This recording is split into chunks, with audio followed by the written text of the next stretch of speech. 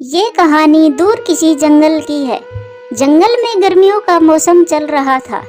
सभी पक्षी ये जानते थे बारिश का मौसम आने ही वाला है। इसीलिए सब पक्षियों को चिंता थी कि वो अपने अपने घरों को मजबूत कर लें। टुनटुनी चिड़िया और उसकी बेटी चिंकी भी उसी जंगल में रहती थी। टुनटुनी चिड़िया चिंकी से कहती है, चिंकी बेटा चलो हम भी सूखी लकड़ियाँ ले आए। सब पक्षियों ने अपना पक्का घर बना लिया है। अगर बारिश शुरू हो गई तो बेटा हमें बहुत परेशानी का सामना करना पड़ सकता है। मम्मा इस बार मुझे भी घर बनाना सिखा देना।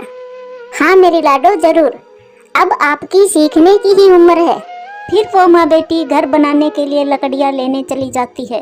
चिंकी बेटा तुम सूखी और मजबूत लकड़ियों की खोज करो। मम्मा आप सूखी घास ढूंढो और मैं सूखी लकड़ियाँ खोजती हूँ। फिर चिंकी थोड़ी आगे जाती है तो उसे एक सूखी लकड़ियों की गठरी मिलती है।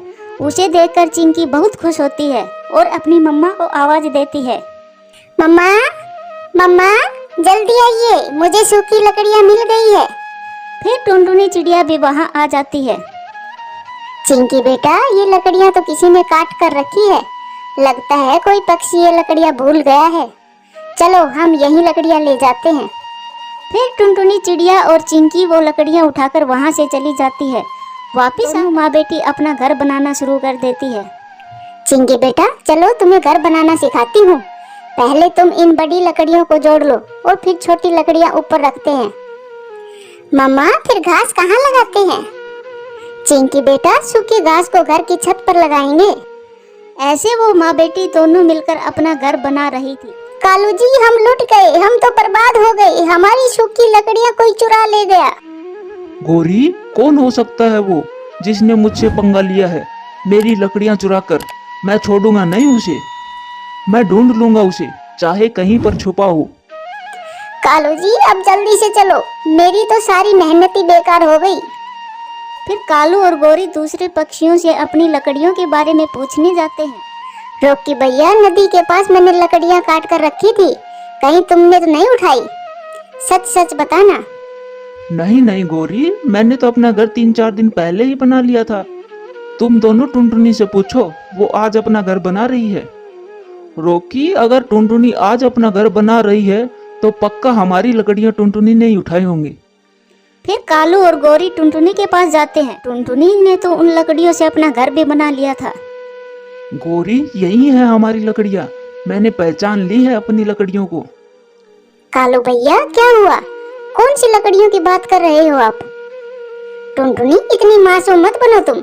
नदी के पास से जो लकड़ियाँ तुम उठा कर लाई हो वो मैंने काट कर रखी थी। हाँ गौरी बहन, मैं और चिंकी आज लकड़ियाँ लेने गई थी और वो लकड़ियाँ नदी के पास पड़ी थी। मैंने सोचा कोई पक्षी भूल गया होगा, तो अब तुम माँ बेटी भागो यहाँ से, मेरी लकड़ियों से घर बनाकर बैठी हो। गौरी आंटी हमने बहुत मेहनत से घर बनाया है, हम आपको नई लकड़ियाँ लाकर दे देंगे। प्लीज आप हमारा घर हमसे मत छीनो। चिंकी तुम बड़ों के बीच में मत बोलो, अगर लकड़ियाँ हमारी थी तो ये घर भी हमारा है। चिंकी बेटा गलती हो गई हमसे, अगर पहले पता होता तो हम वो लकड़ियाँ लाते ही नहीं। जो भी हो अब ये घर हमारा है और तुम अपना और घर बना लो। टुनटुनी चिड़िया जानती थी ये दोनों नहीं मानने वाले, इसलिए टुनटुनी अपनी बेटी को लेकर वहाँ से चली जाती है। कालू जी अच्छा ही हुआ जो ये लकड़ियाँ टुनटुनी उठा लाई, हमें तो बना बनाया घर मिल गया। चिंकी बेटा अब नई लकड़ियाँ तो बहुत मुश्किल से मिलेगी, आप जाओ और अपनी नानी को बुला कर लाओ। आपकी नानी को मिट्टी का घर बनाना आता है, अब हम इस साल मिट्टी का ही घर बना लेते हैं। मम्मा क्या नानी को मिट्टी का घर बनाना आता है?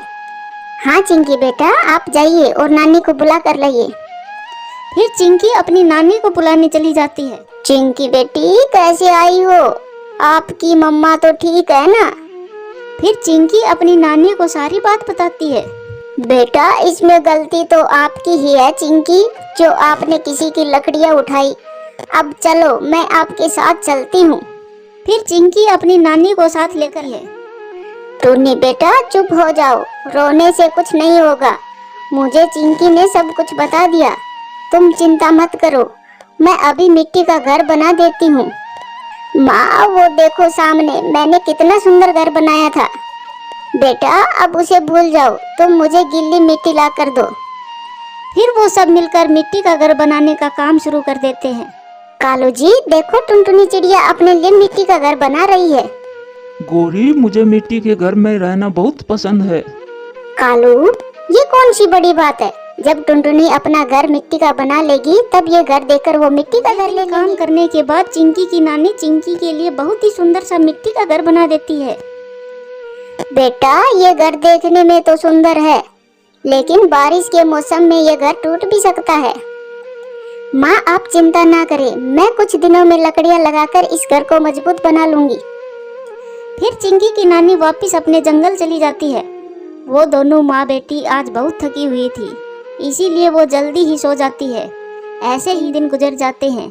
फिर एक दिन गौरी कालू से कहती है, कालू जी टुनटुनी का मिट्टी का घर गर्मी में बहुत ठंडा होगा, चलो उससे वो घर छीनकर उसे ये लकड़ियों का घर दे देते हैं। फिर कालू और गौरी टुनटुनी चिड़िया के पास पहुंच जाते हैं।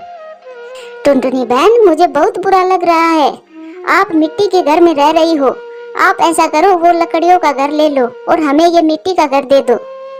नहीं गौरी आंटी, हम अपना मिट्टी का घर नहीं देंगे। लेकिन टुनटुनी चिड़िया जानती थी कि वो लकड़ियों का घर तो बहुत मजबूत है और ये मिट्टी का घर बारिश के पानी से टूट जाएगा।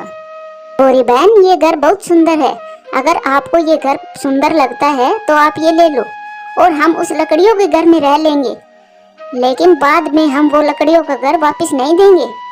ठीक है टुनटुनी। फिर टुनटुनी लकड़ियों के घर में चली जाती है।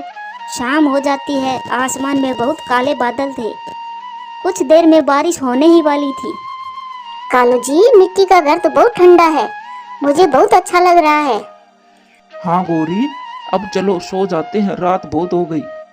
फिर कालू और गौरी सो जाते हैं। आधी रात को तेज बारिश शुरू हो जाती है और कौवों का मिट्टी का घर टूटकर गिर जाता है।